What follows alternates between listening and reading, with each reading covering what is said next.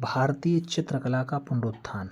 तो ये भारतीय चित्रकला का पुनरुत्थान कब होता है मित्रों? बंगाल शैली में होता है।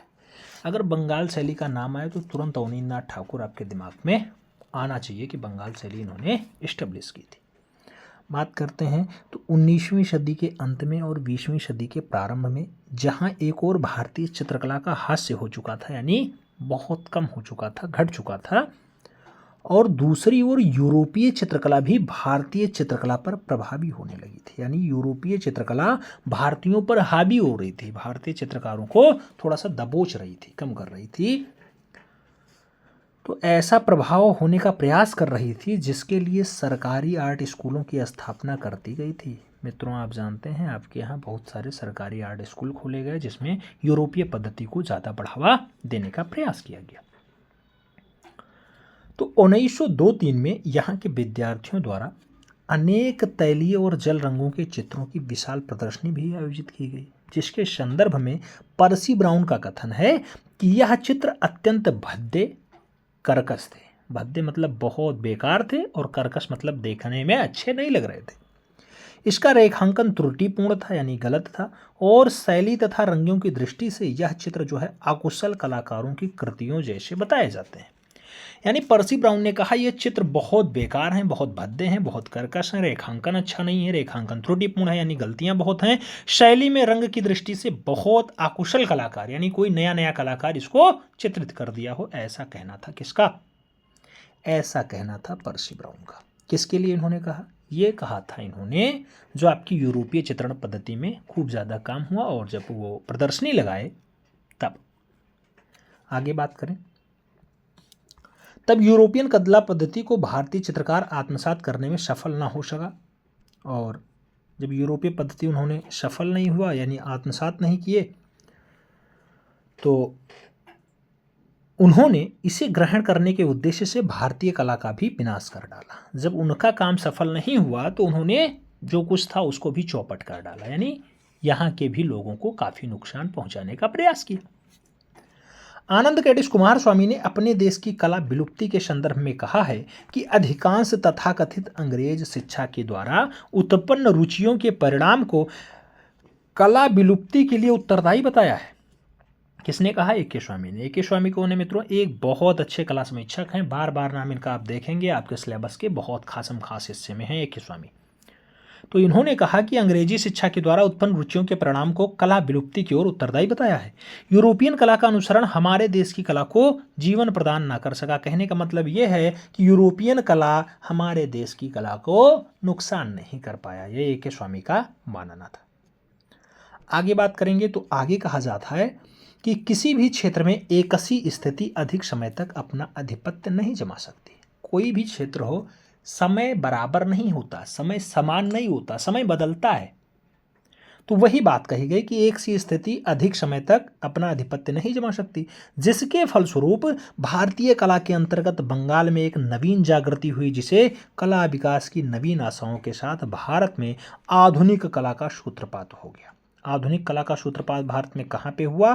बंगाल में हुआ, जिसे बंगाल के पुनरुत्थान के नाम से भी जाना जाता है। इसमें अर्नेस्ट वेनफील्ड हैबेल, अवनींद्रनाथ ठाकुर, रविन्द्रनाथ टैगोर, गगनेन्द्रनाथ टैगोर आदि जो है अभूतपूर्व योगदान देने के बाद ऐसा संभव हो पाया। तो भारत का पुनर्जागरण का कार्य कहाँ से संपन्न हुआ? बंगाल से संपन्न हुआ। इसमें बहुत सारे लोगों का योगदान रहा। समझ में आया सारी बातें? अब थोड़ा सा बात कर लेते हैं और इसके बारे में। तो अर्नेस्ट वेनफील्ड हैबेल और अवनींद्रनाथ ठाकुर के संयुक्त प्रयास से भारतीय चित्रकला के क्षेत्र में जो नवा जीवन संचारित हुआ मित्रों, उसमें अवनींद्रनाथ ठाकुर ने अपने शिष्यों को अपने आदर्शों से अवगत कराया। स्वदेशी की भावना से ओतप्रोत ऐसा शिष्य समुदाय खड़ा कर दिया जो पीढ़ियों तक निर्दिष्ट मार्ग पर चलता हुआ कला का विकास किया और विस्तार करता रहा। यानी अवनी बाबू के निर्देशन में जो बंदा एक बार आया, जो शिष्य उनके जुड़े, वो निरंतर अपनी शैली को, अपनी पद्धति को, अपनी चित्रकला को बढ़ाते हुए आगे सेवाओं में लगे रहे। इस विकास कला का परंपरा का नाम ही बंगाल शैली हो जाता है। इसे ठाकुर शैली भी कहा जाता है, कई लोग इसे पुनरुत्थान शैली भी कह देते हैं, बहुत सारे लोग इसे बंगाल का पुनर्जागरण काल वाली शैली भी कह देते हैं। तो उसमें कोई इफ बट नहीं होना चाहिए। समझ में आ रहा है कैसे ठाकुर शैली नाम पड़ा, कैसे जो है अर्नेस्ट वेनफील्ड हैवेल ने प्रयास किया और अवनींद्रनाथ ठाकुर के साथ जो है सभी लोग आए, फिर बंगाल शैली को आगे बढ़ाने का काम किया। समझ में आया। आगे बढ़ा जाए, आगे कहा जाता है आधुनिक भारतीय चित्रकला के लिए क्या, आधुनिक भारतीय चित्रकला के लिए बंगाल चित्रकला शैली का बड़ा महत्व है। बंगाल स्कूल का जो अभ्युदय है वो भारतीय चित्रकला के क्षेत्र में परंपरागत चित्रकला की पुनः प्राण प्रतिष्ठा का द्योतक बताया जाता है। इस परिवर्तन के प्रमुख अवनींद्रनाथ ठाकुर रहे हैं। उनकी कृतियां जो है क्षमता के फलांश इसके शिष्यों ने प्राप्त की हैं। उसी का प्रचार प्रसार बंगाल चित्रकला शैली के नाम से हुआ है। मित्रों, आप जानते हैं कि बंगाल स्कूल का जो अभ्युदय है वो किससे हुआ है, भारतीय चित्रकला के क्षेत्र में जब बहुत ज़्यादा परंपरागत चित्रकला आ गई, प्राण प्रतिष्ठा हो गया, फिर हो गया बंगाल चित्रकला का उत्तर। तो बंगाल शैली ऐसे जो है आगे आई, ऐसे जो है निकल करके सामने आई। अब बंगाल शैली की कुछ 3-4 विशेषताएं बता देते हैं, 5-6 विशेषताएं हैं। तो बंगाल शैली की विशेषताएं समझने का प्रयास करते हैं। बंगाल शैली की विशेषताएं समझने का प्रयास करिएगा मित्रों।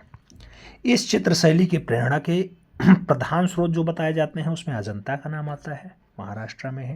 इसके साथ मुगलिया शैली का नाम आएगा, राजस्थानी चित्रण है। जापान, चीन, ईरान और यूरोप की कला का भी अप्रत्यक्ष रूप से प्रभाव बंगाल शैली पे पड़ता है।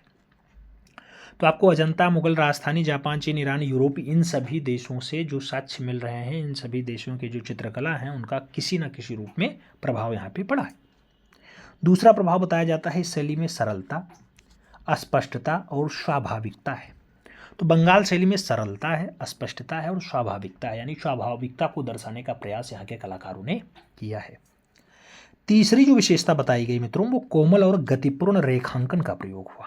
बहुत कोमल और बहुत गतिपूर्ण रेखांकन यहाँ पे प्रयोग किए गए। चौथी विशेषता जो बंगाल शैली की बताई जा रही है मित्रों, इसमें शरीर की या शरीर रचना के नियमों में प्राचीन सामान्य पात्र विधान का पालन किया गया।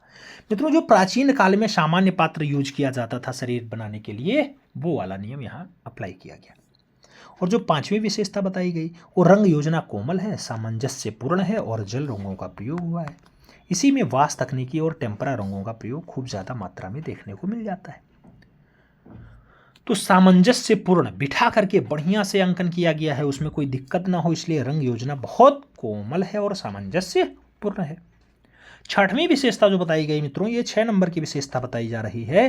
प्रायः प्राचीन ऐतिहासिक, पौराणिक और साहित्यिक विषयों को कुछ चित्र घरेलू जीवन से संबंधित बनाए गए। ऐसा बताया जा रहा है कि पौराणिक कथाओं पे भी चित्रण हुआ है, साहित्यिक विषयों पे भी चित्रण हुआ है और ऐतिहासिक दृष्टिकोण से भी बंगाल शैली में खूब ज़्यादा चित्रण का कार्य हुआ है।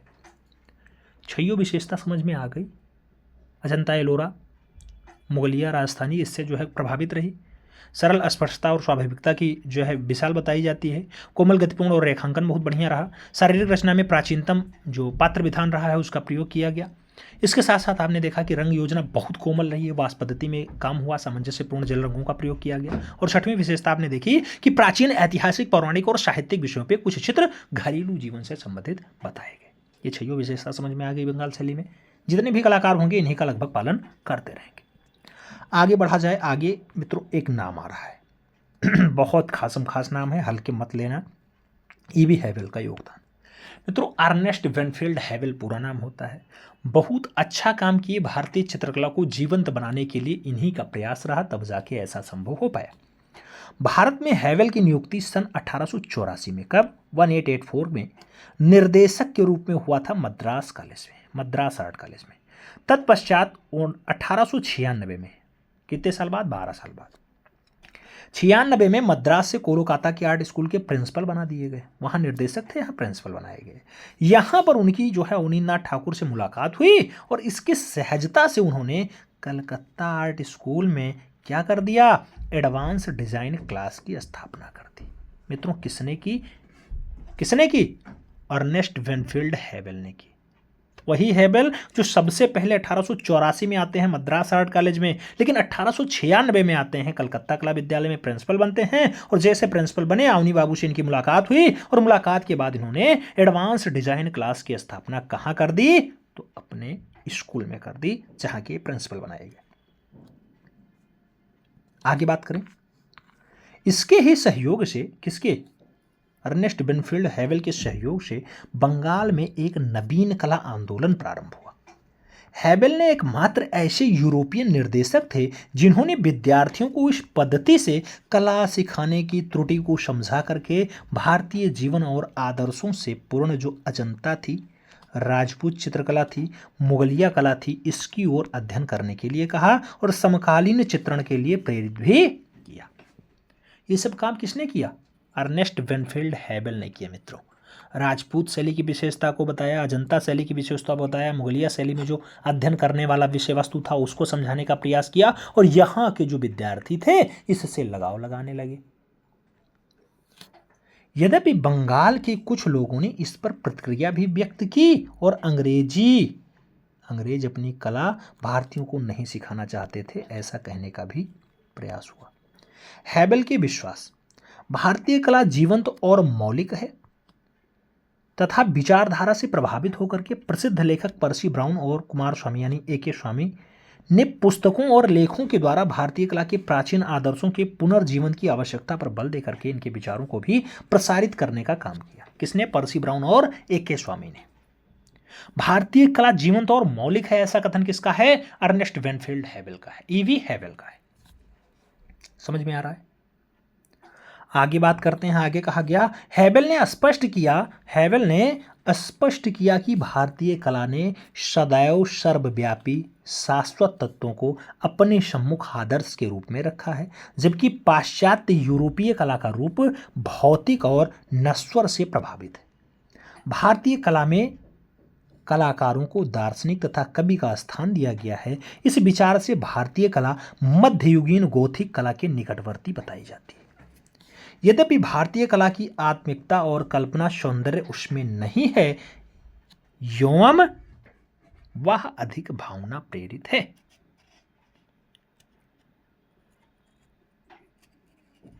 मित्रों, भारतीय कला में जो कलाकार हैं उनको दार्शनिक और कवि का स्थान दिया गया, क्योंकि बहुत योग्य व्यक्ति भारतीय कला की ओर उन्मुख हुए, बहुत अच्छे लोग भारतीय कला की तरफ आए, तब जाके इस पे खूब ज्यादा काम हो पाया।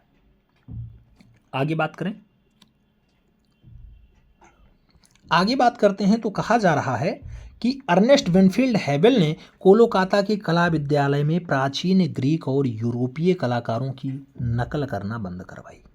जो ग्रीक काल के और यूरोपीय काल के कलाकार थे उनकी रचनाओं का नकल बंद करवा दिया। नई अध्यापन पद्धति का प्रारंभ करवा दिया। उन्होंने अधिकारियों को यूरोपियन चित्रों के संग्रह के स्थान पे उत्कृष्ट भारतीय चित्रों के संग्रह को एकत्र करने का निर्देश दे दिया।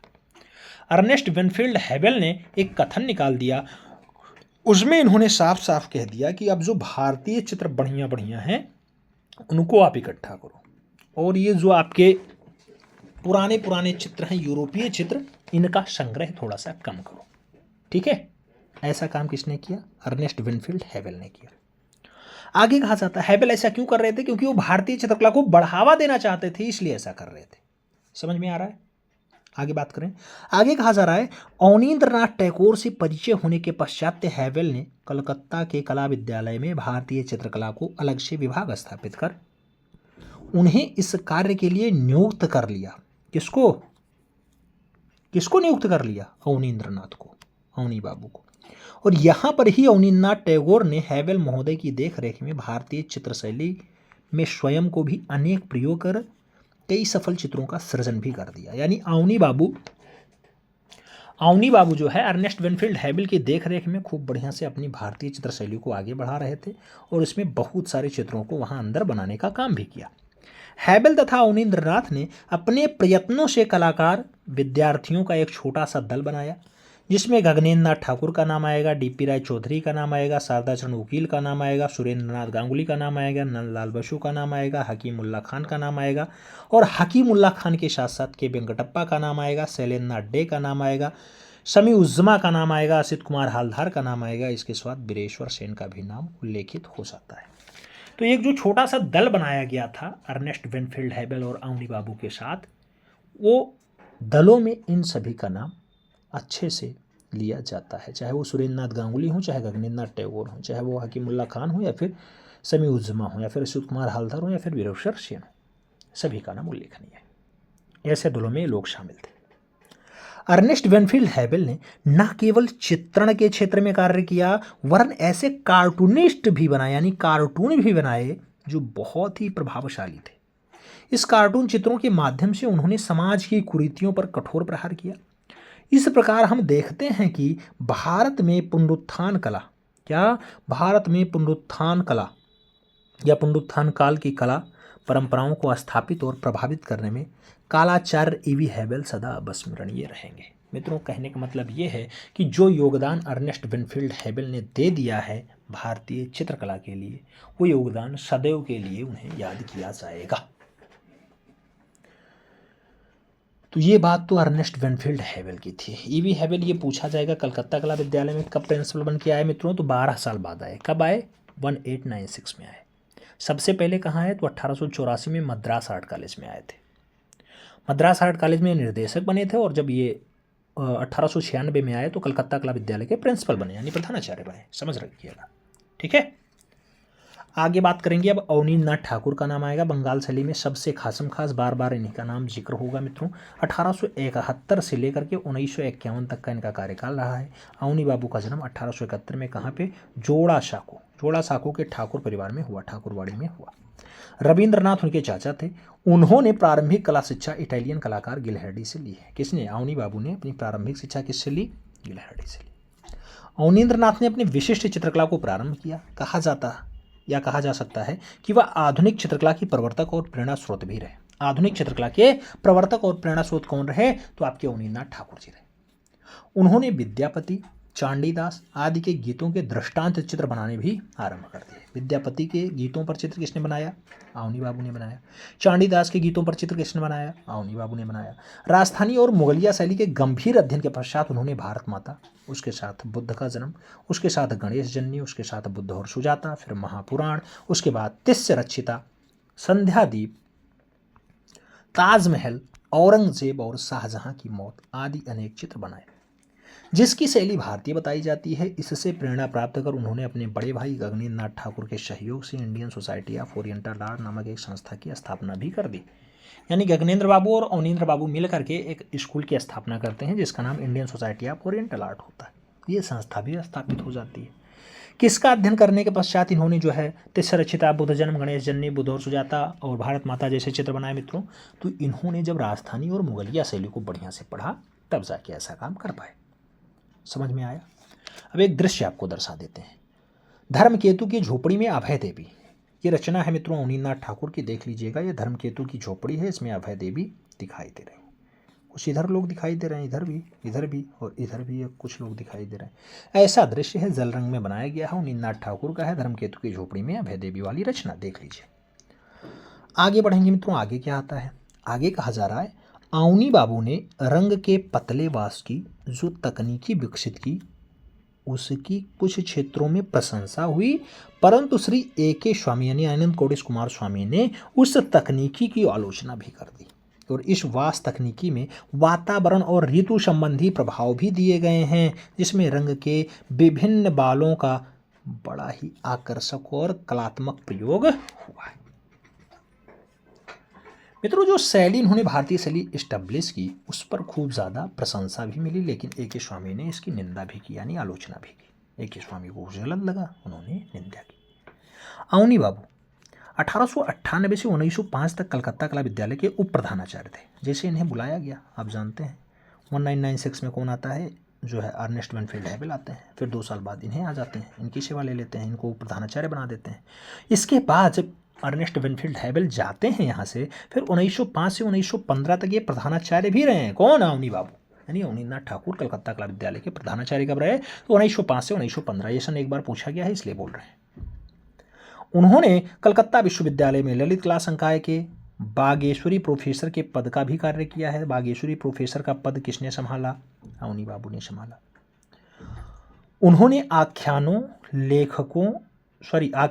लेखों, पुस्तकों ने भारतीयता कला के प्रति अपनी सभी प्रबुद्धियों में एक नवीन सौंदर्य भावना भी उत्पन्न कर दी, जिसे भारतीय शिल्प के षडांग पर लिखी गई पुस्तक सर्वविख्यात हो जाती है। इससे भारतीय कला का मर्म समझने में पर्याप्त सहायता मिल जाती है। यानी अवनी बाबू के जो कार्य हैं बहुत उत्कृष्ट कार्य हैं और ज़्यादा उत्कृष्टता होने के कारण ही अवनी बाबू को बहुत सारे लोगों का साथ मिला और बंगाल पुनरुज्जागरण करने के लिए प्रेरणाएं भी मिली। अवनी बाबू के बहुत सारे चेले होंगे मित्रों, बहुत सारे चेलों में चाहे नंदलाल बोस हों, चाहे असित कुमार हालदार हों, चाहे डीपी राय चौधरी हों, चाहे कनू देसाई हों, या फिर शारदा चरण वकील हों, अब्दुल रहमान चौधरी हों, चितिन्द्रनाथ मजूमदार हों, के वेंकटप्पा हों, ये सब नाम लिए जाएंगे और सदैव लेते आ रहे हैं। अच्छे कलाकार हैं, अच्छे कलाकारों की हर जगह जो है नाम होता है, हर जगह पहचान होती है। तो समझने का प्रयास करिएगा। बंगाल शैली आज की क्लास में हम लोग कंप्लीट कर रहे हैं। बंगाल शैली का इंट्रोडक्शन देखा हमने, बंगाल शैली में कैसे अर्नेस्ट बेनफील्ड हैवेल ने अपना योगदान दिया, कैसे अवनी बाबू इसमें काम किए, कब तक ये प्रिंसिपल रहे, कैसे कैसे आगे बढ़े। इतना दृश्य आज हमने देखा। अब आज की ये क्लास यहीं कंप्लीट करते हैं। कल फिर मिलेंगे नए टॉपिक के साथ। तब तक के लिए दिल से सल्यूट। जय हिंद।